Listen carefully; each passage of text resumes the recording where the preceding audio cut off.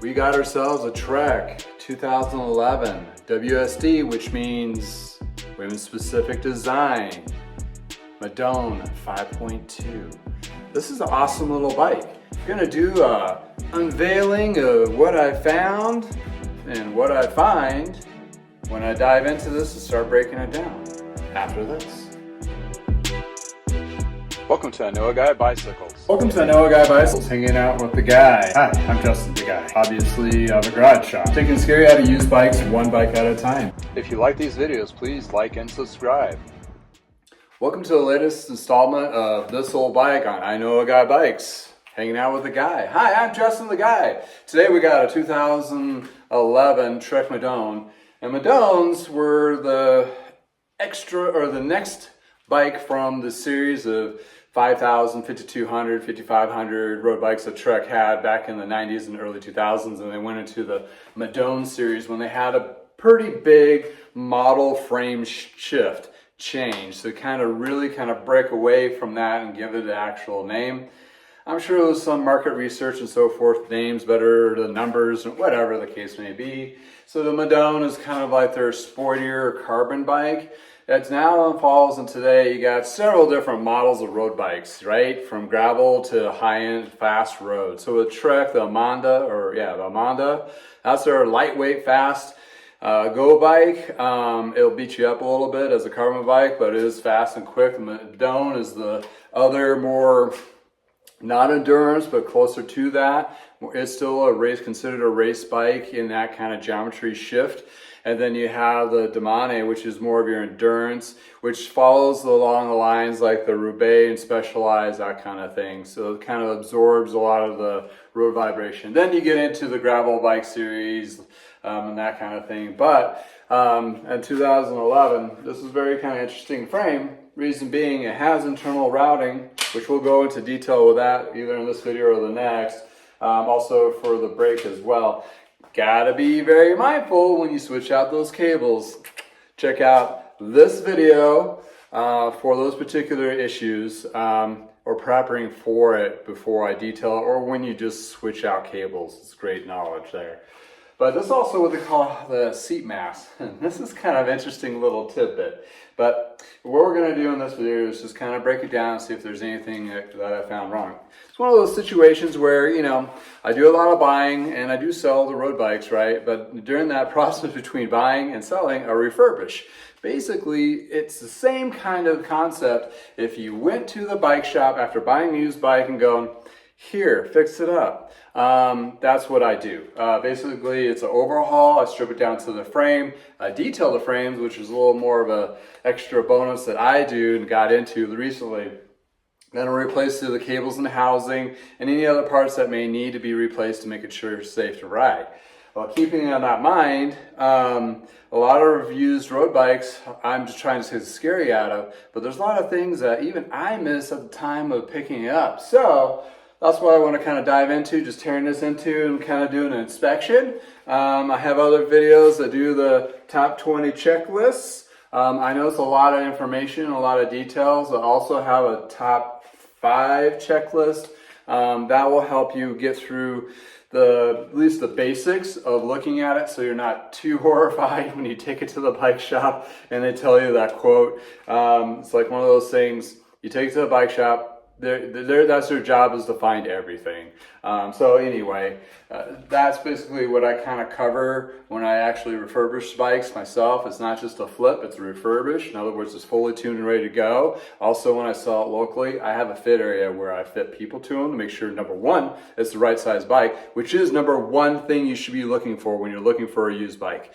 And number two, make sure it is fitted to you. So if we need to switch out stem length, saddle, adjustments there, any of those kinds of bits, or if you're really into cycling already and need to have those clipless pedals installed to make sure those are adjusted, I do that kind of thing too when I do the actual sell of the bike. So trying to get the best experience possible for people out of the gate and get into road riding. So that's where all these videos are kind of stemmed from. But hey, that's basically my motto of what I'm doing and my mantra or niche or whatever you want to call it. My thing, the guys, they need us in the garage.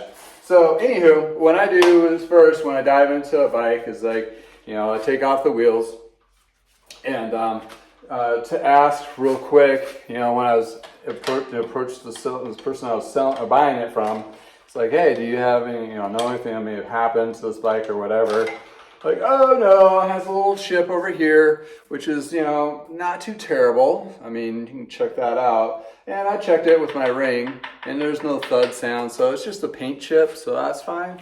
But I noticed pretty quickly that the rear derailleur doesn't match the rest of the drivetrain. Like, what happened on there? I said, oh, the old derailleur just blew up. Like, I take it for a grain of salt that people are usually trying to tell the truth-ish, but things don't usually just blow up. When it's anything else. Most likely what happened, it fell over on ground, it got dinged, went for a ride, it got caught up in somewhere and ripped that derailleur. So most likely the derailleur hanger probably got replaced. If not, it looks fairly straight, so it looks like it was professionally done. So that's a good note, making sure it was done correctly. But the cables are kind of cut really short, so they didn't really take the time to replace the cables when they worked on it. I can guarantee you that, because as a mechanic, generally we like to leave a little bit of gap space. So if we need to switch those out, we have a little bit of cable to work with. These are pretty short, so that's something to look out for. So yeah, I take the wheels off, kind of do a visual inspection. I will be cleaning them. That's a whole different series of things to do. But I'm just gonna take a peek and see what's going on here. And so yeah, the Madones, this is the carbon series, 2011, that's obviously, it's going to be made overseas. In 2007, 8, they decided to pull the whole thing over from Weller, Wisconsin, where they're making in the United States. They just couldn't compete, so they moved everything over because some brands were making some pretty nice carbon, or they had some pretty good carbon tech going on there, where they really couldn't compete anymore. It was one of those things in that particular facility, which I believe it was Merida, also sells or makes Specialized. So you got one of those things going on, like, okay, we need to keep up with the Joneses on that scenario. Since I know I'm going to be cutting, switching the cables out, I will just cut these so I can just dive into them. But knowing this is internal routing, I'm not going to just pull them right out, because I don't want to be spending hours fishing these things out. I just want to be able to get the derailleur off, that kind of thing. So I'll leave all these extensions in before I get to that point and use sleeves. I have another video on that with the Klein, very similar. Probably not going to do the video on this one, just because it's just the same thing. But yeah, check out that Klein video. It's going to have that information, those tidbits. I'll have a link below to that particular video to address those. So yeah, I'll take the housing out, but leave the cables in. This has a stop to it, so definitely gonna have to fish this one. And this one has a weird, what's going on here? Weird bottom bracket casing on there.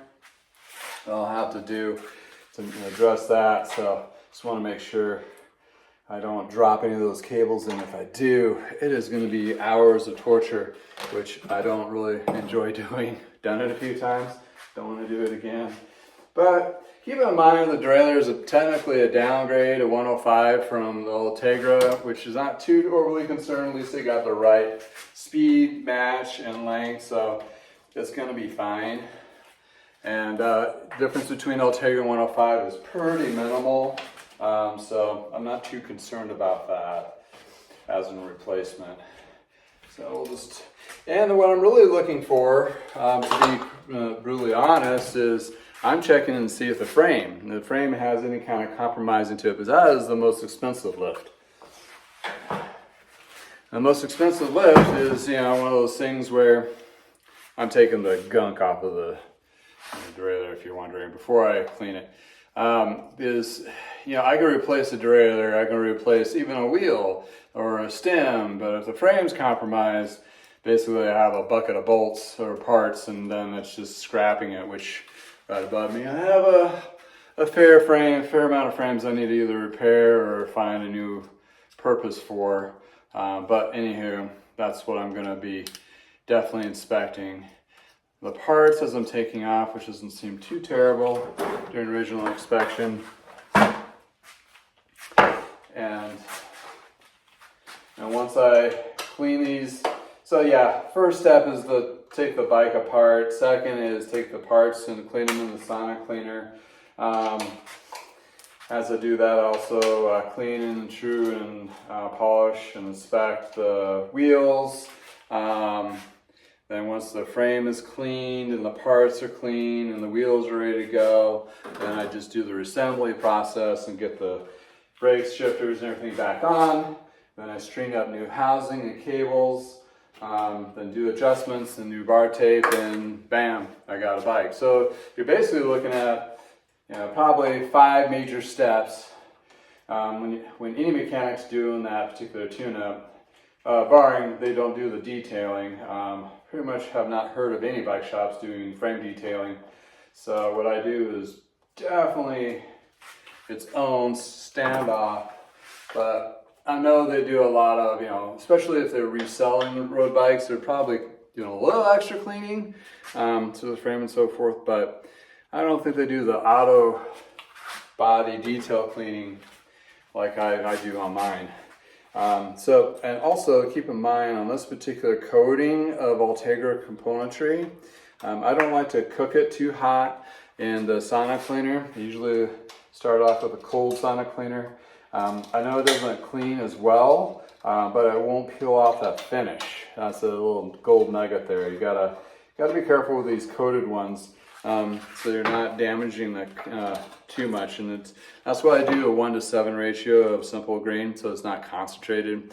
I will blast the cassette and chain like nothing else to get all that gunk out. But for like parts like this, you don't want that sheen and coating or the decaling to come off. So kind of light and polite on that perspective kind of thing.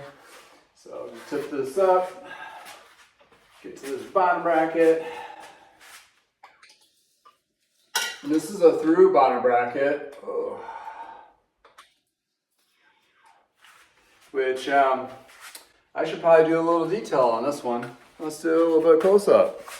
Okay, what we have here is a through bottom bracket. It's like one piece on this side here. They've taken the Holotech into a new hole level. This also has the press fit bearings into the bottom bracket. I usually don't pick up those particular bikes.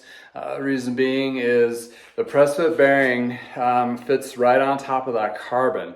So you gotta be kind of careful. If it's loose in there, I've taken these apart before and the bearings go bloop, and you're like, oh. That's not good. Trek does have a solution for that. It's basically a little bit bigger bearing to get smashed in there.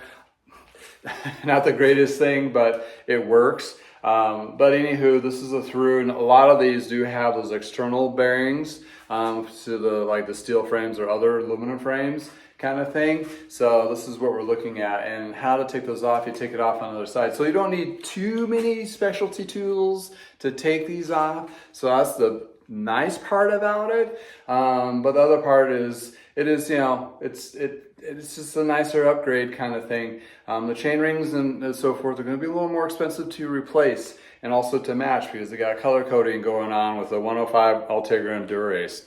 Got to keep a thing about that. Also, when you look for these as used, you want to make sure you see the full tooth, not like shark teeth. You want to see like a kind of a flat top round bend to the top of the tooth. If you see shark teeth, that means they're worn down. If you see something like this here, that's big, but compared to the small tooth, you want to have where that ruler fits right into there. So to take these off, I got to go on the other side. So what we got here, spooky close up. Got 2 bolts here, and you need to loosen those guys up. Like so. One on each side. And make sure your Allen wrench fits in there tightly and snug, so you don't end up stripping the bolt that goes in there. So you don't have to take them out all the way, which I don't recommend either anyway, because there's a little sleeve connector in there. And I have this fancy tool. And I can't read the actual, but this tool here, well, this is actually seen on a lot of different tools on my wall. This is just a specific one, alloy one. It's not too terribly expensive. I like it because it's small, compact. It's actually metal, not plastic. So you can get a little bit of torque on there, but not too much. The idea is to be able to take this cut portion off. And that's your adjuster cap there. There's this little hook, this hook thing. There's a little pin. So if you get in there,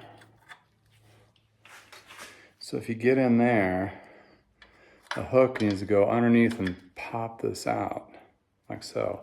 What that does is releases it, and when you pull this out, it takes a little bit of wiggling, but it'll wiggle out, and you see there's a little hole here, right? That's where this little pin fits into. So when I put it back to flush, pop that back down, you'll see this little pin stick down. That fits into this little hole to hold it in place. So when it's like this, so that's something you want to be mindful when you're just yanking on that, and if you don't push that up, it's going to break that pin off, and then it's not good. Or the other thing, you take the bolts out all the way, and what you get there, take that bolt all the way out. You got one, and you'll end up losing that little washer, so you don't want to lose that. And you got another one on this side. When you take those guys out, don't want to lose that washer either. This thing slides right out. That's what that is. So when you take it all the way apart, you got to keep mindful that it goes this direction. It doesn't go in back that way. So your pin's not going to be in the right placement. See where that pin is in relative. So you put that back in there. So you can take this all out and clean it. As you can see, it's a little bit of a goopy mess. So that's possible to do. But I'd be very careful, because if you lose any of these things, there's really not a way to get the final good replacements for them. So that's how you take that guy off.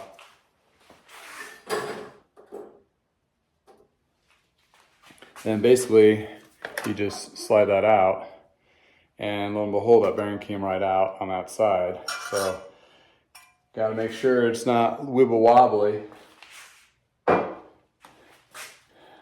And feels good. Yeah, it presses in there.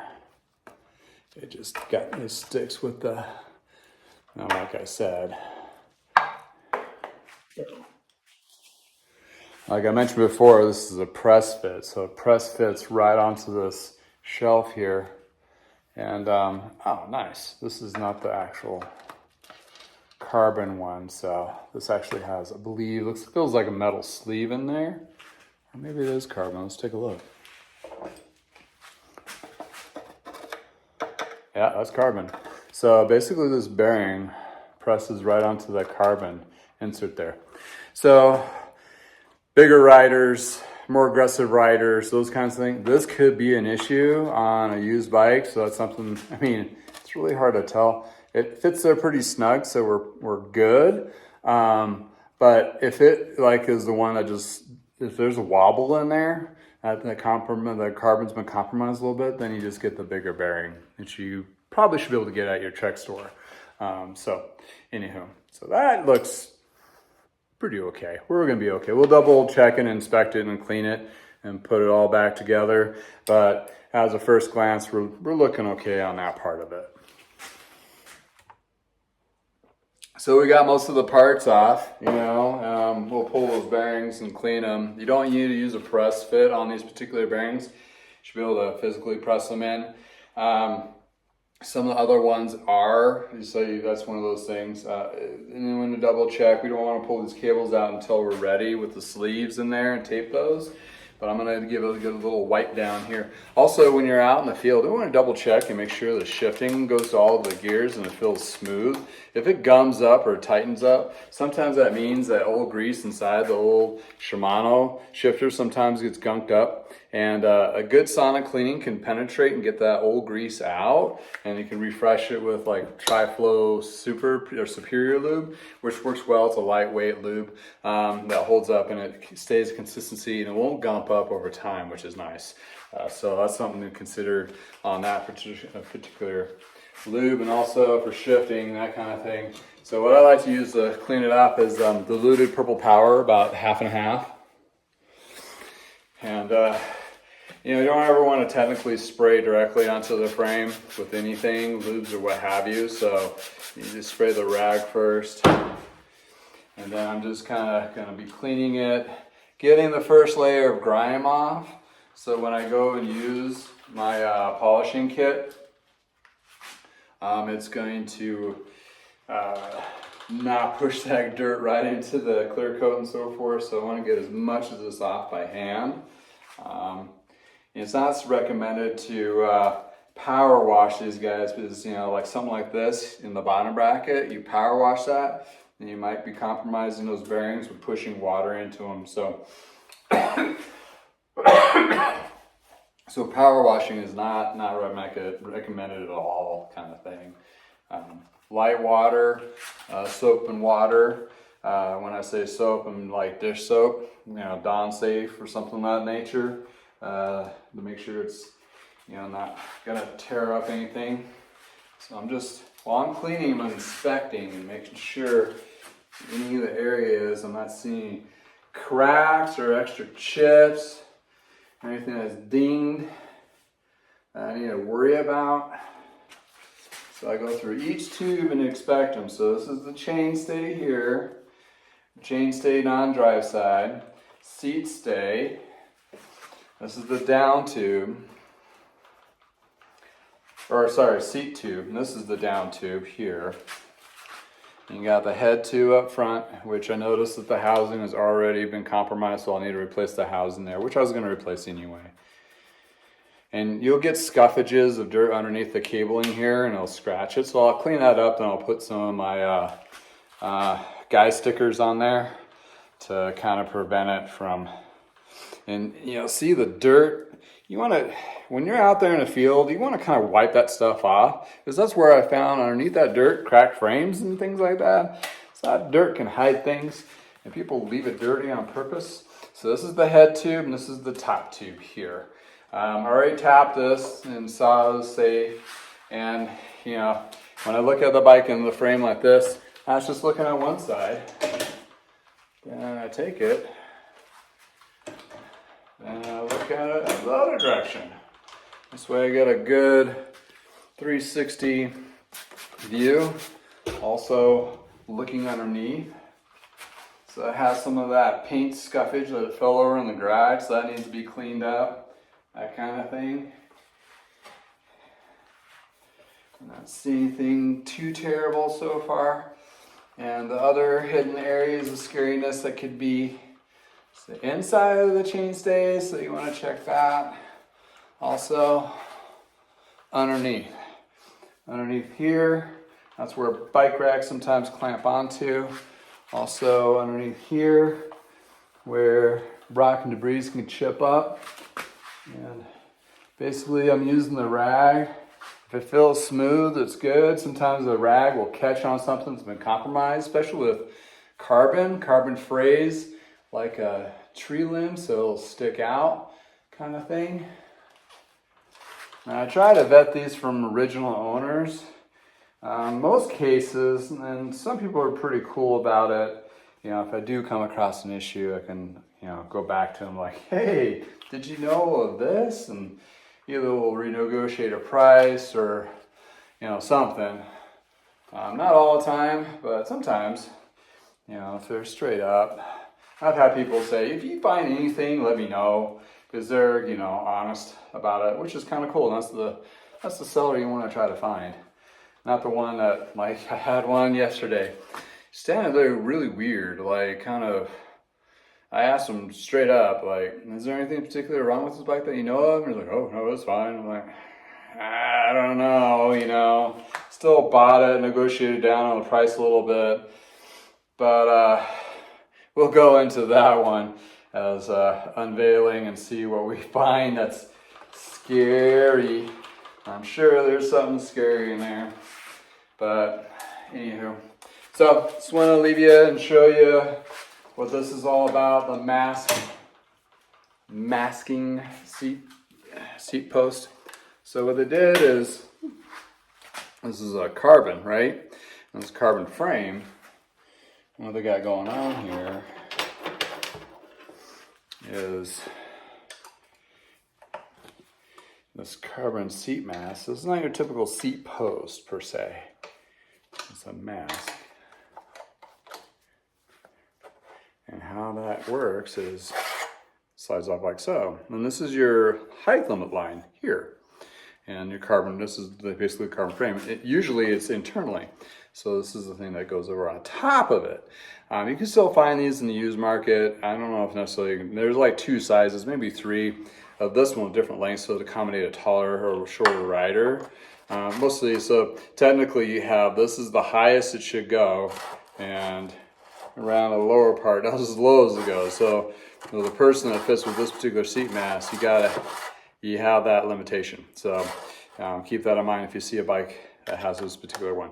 If you need it taller, or if you make one that's like about 1 inch or 2 taller, and they want shorter, they do have a shorter one.